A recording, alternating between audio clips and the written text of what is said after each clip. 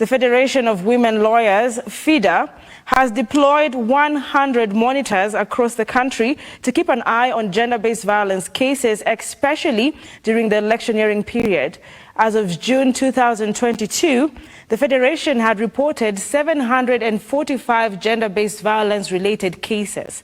Now, FIDA continues to affirm to the nation that they are progressively working closely with the Ministry of Health and the National Police Service to ascertain that GBV cases are dealt with to the latter. Charlene Mwende has this report.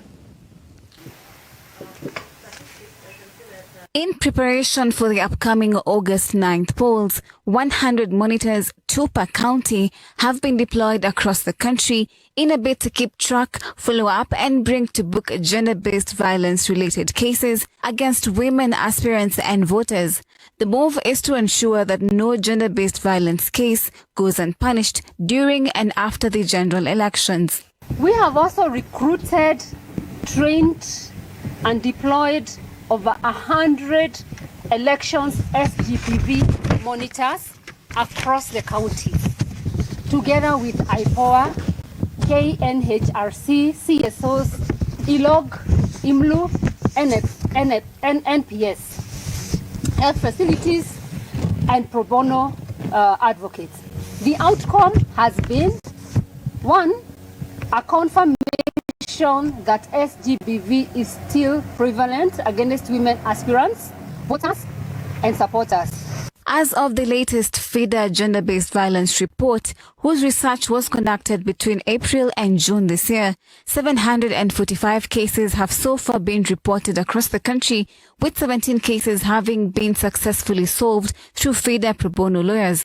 Our lawyers, our 47 lawyers that we trained, are well versed, and they are ready, and they have started collecting data and collecting evidence in preparation for any petitions that may come up. SGBV has been something we have studied, even away from politics. So in our training of community leaders and community volunteers, we have established a very elaborate referral mechanism where we've also partnered with the National Police Service and the Ministry of Health for them to understand how are they able to refer victims or survivors of SGBV. I can confirm our CBOs, partners, our community volunteers are well equipped and they understand what needs to happen the minute a case is reported to them.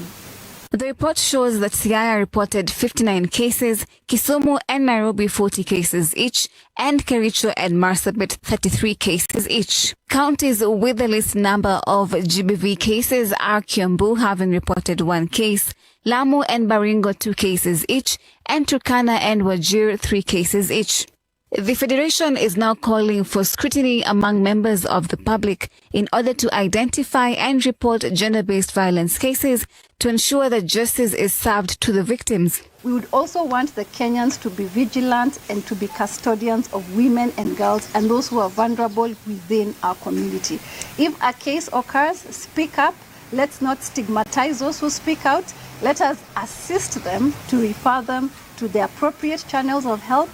With just 5 days left to the general elections, the Federation of Women Lawyers, FIDA, has already established parameters to mitigate gender-based violence during and after elections, even as they call on the general public to be aware of gender-based violence-related cases. Charlene Mwende, Look Up TV, Nairobi. Well, I personally think that's very commendable.